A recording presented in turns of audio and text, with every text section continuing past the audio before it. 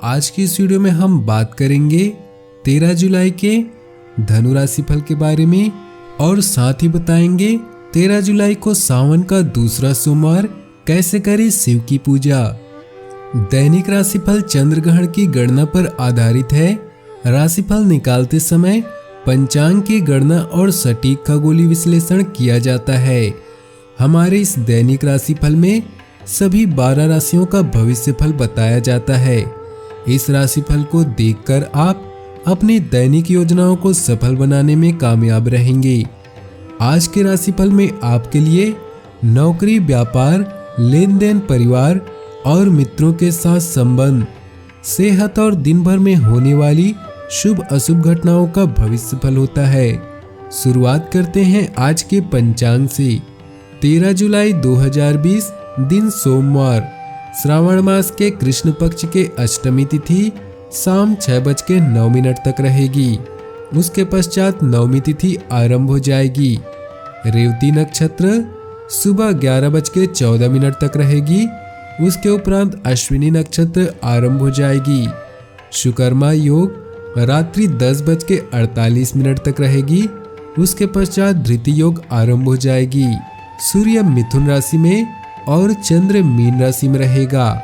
आज का अभिजीत मुहूर्त अर्थात किसी भी महत्वपूर्ण कार्य को आरंभ करने का शुभ समय सुबह 11:59 से दोपहर 12:54 तक रहेगा। आज का राहु काल अर्थात अशुभ समय सुबह 7:16 से सुबह 9 बजे तक रहेगा। इस समय कोई भी महत्वपूर्ण कार्य आरंभ न करें। इस वक्त आपकी दूरदर्शिता का असर आपके कामकाज पर हो रहा है। आजीविका के क्षेत्र में आपके अनुभव को दूसरे लोग भी भांपने लगे हैं।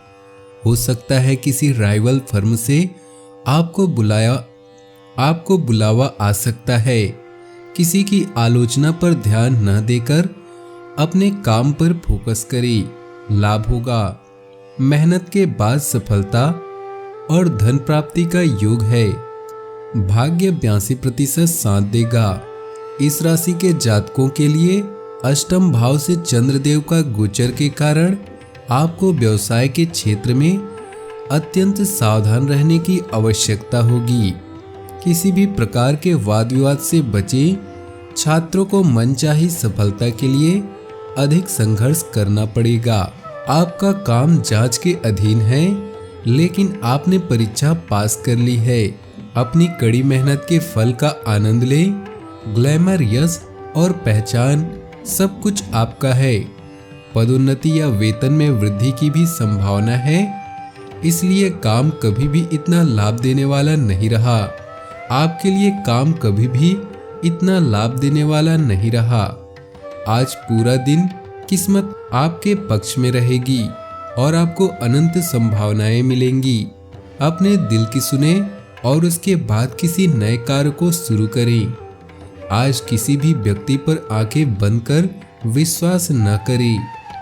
अपने आप पर विश्वास करना सीखें। यही विश्वास आपको जीत तक पहुंचाएगा। प्यार और परिवार की बात करें तो परिवार में किसी व्यक्ति से मतभेद की आशंका है। आप अपनी भाषा पर नियंत्रण रखें। आप अपनी भाषा पर नियंत्रण रखने की आवश्यकता है। जीवन साथी के साथ रिश्तों में प्रगाढ़ता आएगा। पिता के स्वास्थ्य का ध्यान रखें। क्रोध से रिश्ते खराब होंगे। मित्रगण प्रेम संबंध, मानसिक शांति व प्रसन्नता प्रदान करेंगे। यह बच्चों के लिए संकट का समय है, लेकिन थोड़ा सावधान रहने से हर संकट टल जाएगा। प्रेम संबंधों के लिए यह चरण अच्छा नहीं है। हो सकता है कि आपके और आपके पार्टनर के बीच कोई मतभेद हो, लेकिन एक दूसरे को समय देना आपके रोमांस के फूल को महका देगा। आज आप दूसरों के प्यार करने और उनसे प्यार पाने की इच्छा रखेंगे। लोगों पर सोच समझकर विश्वास करें, क्योंकि वे आपको गुमराह कर सकते हैं। शांत रहें और अपने दिल की सुने। आपकी सारी चिंताएं आपका पार्टनर और उसका निस्वार्थ प्रेम ही दूर कर सकता है। रोमांस और अंतरंगता की भी आपके कार्ड में है। व्यवसाय, करियर और आर्थिक राशिफल की बात करें तो राजकीय करों का सही समय पर निस्तारण हेतुकर होगा। आर्थिक स्थिति मध्यम रहेगी। निवेश संबंधी निर्णय हानिकारक सिद्ध होंगे। आर्थिक तंगी के कारण आपके कार्यों में अवरोध उत्पन्न हो सकता है। अनावश्यक खर्चे तथा राजकीय कर से संबंधित विषय आपको परेशान कर सकते हैं। आप इस समय कार्यस्थल में अपनी स्थिति को मजबूत करना चाहते हैं और जल्द ही आपको वो मिलेगा जिसकी आप इच्छा कर रहे हैं। आपकी प्रबंधकीय क्षमता सबको आकर्षित कर रही है और इसका पुरस्कार भी जल्द ही मिलेगा। निवेश करने से पहले मार्केट की स्थिति को देख व जांच ले। आपका नवीन और विनम्र रवैया आज आपके लिए लाभदायक स्थिति सिद्ध हो सकता है। अपने दिल की सुने, लेकिन याद रखें, अगर आप किसी की बात सुनना चाहते हैं तो पहले बोलना बंद करना जरूरी है। आज आपका डेली लक आपके लिए शुभ रहेगा और इससे आर्थिक स्थिति भी सुधर जाएगी। स्वास्थ्य की बात करें तो डायबिटीज वाले व्यक्ति अपना ध्यान रखें। साथ ही लीवर से संबंधित कोई परेशानी महसूस हो सकती है। खान पान में संयम रखें। भाग्यशाली रंग और भाग्यशाली अंक की बात करें तो आज आपके लिए भाग्यशाली रंग है आसमानी और भाग्यशाली अंक है 2। 13 जुलाई को सावन का दूसरा सोमवार, ऐसे करें शिव की पूजा। श्रावण का मास शिव पूजा, रुद्राभिषेक, दरिद्रता निवारक अनुष्ठान, मोक्ष प्राप्ति, आसुरी शक्तियों से निवृत्ति, भक्ति प्राप्ति तथा दैहिक, दैविक और भौतिक तीनों तापों से मुक्ति दिलाने के लिए श्रेष्ठ माना गया है। इस माह में एक बेलपत्र भी अगर शिव जी को अर्पित किया जाए तो वह अमोघ फलदायी होता है। जिस प्रकार मकर राशि पर सूर्य के पहुंचने पर सभी देवी देवता, यक्ष आदि पृथ्वी पर आते हैं, उसी प्रकार कर्क राशिगत सूर्य में भी सभी देवता पृथ्वी पर आते हैं। ये सभी भगवान शिव की आराधना पृथ्वी पर करके अपना पुण्य बढ़ाते हैं। स्वयं भगवान विष्णु, ब्रह्मा, इंद्र, शिवगण आदि सभी श्रावण में पृथ्वी पर ही वास करते हैं और सभी अलग अलग रूपों में अनेकों प्रकार से शिव आराधना करते हैं। ऐसा माना जाता है कि इस माह में की गई शिव पूजा तत्काल शुभ फलदायी होती है। इसके पीछे स्वयं शिव का ही वरदान ही है। समुद्र मंथन के समय जब कालकूट नामक विष निकला तो उसके ताप से सभी देवता भयभीत हो गए। तीनों लोकों में त्राही त्राही मच गई। किसी के पास भी इसका निदान नहीं था। उस कालकूट विष से वायुमंडल प्रदूषित होने लगा, जिससे जनजीवन पर घोर संकट आ गया। तभी सभी देवी देवता भगवान शिव की शरण में गए और विष से मुक्ति दिलाने की प्रार्थना की। लोक कल्याण के लिए भोलेनाथ ने इस विष का पान कर लिया और उसे अपने गले में ही रोक लिया, जिसके प्रभाव से उनका गला नीला पड़ गया और वे नीलकंठ कहलाए। विष के ताप गर्मी से व्याकुल शिव तीनों लोकों में भ्रमण करने लगे, किंतु वायु की गति भी मंद पड़ गई थी, इसलिए उन्हें कहीं भी शांति नहीं मिली। अंत में वे पृथ्वी पर आए और पीपल के वृक्ष के पत्तों को चलता हुआ देख उसके नीचे बैठ गए, जहां कुछ शांति मिली।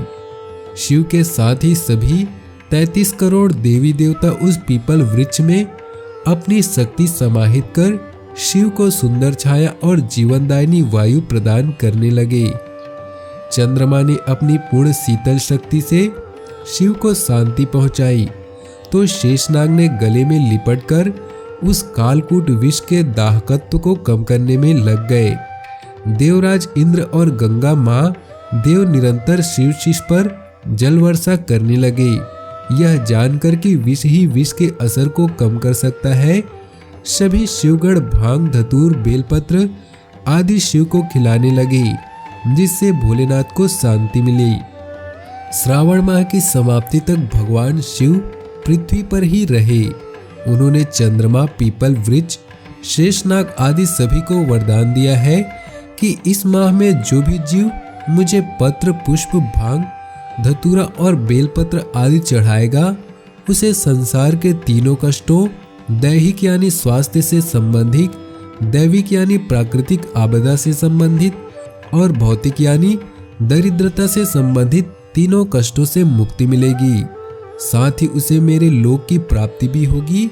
चंद्रमा और शेषनाग पर विशेष अनुग्रह करते हुए शिव ने कहा कि जो तुम्हारे दिन सोमवार को मेरी आराधना करेगा वह मानसिक कष्टों से मुक्त हो जाएगा, उसे किसी प्रकार की दरिद्रता नहीं सताएगी। शेषनाग को शिव ने आशीर्वाद देते हुए कहा कि जो इस माह में नागों को दूध पिलाएगा उसे काल कभी नहीं सताएगा और उसकी वंश वृद्धि में कोई रुकावट नहीं आएगी, उसे सर्पदंश का भय नहीं रहेगा। गंगा माँ को भगवान शिव ने कहा, जो इस माह में गंगा जल मुझे अर्पित करेगा वह जीवन मरण के बंधन से मुक्त हो जाएगा। पीपल वृक्ष को आशीर्वाद देते हुए भोलेनाथ ने कहा कि तुम्हारी शीतल छाया में बैठकर मुझे असीम शांति मिली, इसलिए मेरा अंश तुम्हारे अंदर हमेशा विद्यमान रहेगा। जो तुम्हारी पूजा करेगा उसे मेरी पूजा का फल प्राप्त होगा। शिव के इसी वचन को सुनकर सभी देवों ने उन्हें भांग, धतूरा, बेलपत्र और गंगाजल अर्पित किया। इसलिए जो इस माह में शिव पर गंगाजल चढ़ाते हैं वे देवतुल्य होकर जीवन मरण के बंधन से मुक्त हो जाते हैं। मानसिक परेशानी, कुंडली में अशुभ चंद्र का दोष, मकान, वाहन का सुख और संतान से संबंधित चिंता शिव आराधना से दूर हो जाती है। इस माह में सर्पों को दूध पिलाने काल सर्प दोष से मुक्ति मिलती है और उसके वंश का विस्तार होता है। ओम नमः शिवाय, करालम महाकाल कालम कृपालम ओम नमः शिवाय का जप करते हुए शिव आराधना करें। दोस्तों वीडियो अच्छा लगा हो तो वीडियो को लाइक कर दे, दोस्तों के साथ शेयर कर दे और नीचे दिए कमेंट बॉक्स में ओम नमः शिवाय जरूर लिखें। आपका दिन शुभ हो, मंगलमय हो।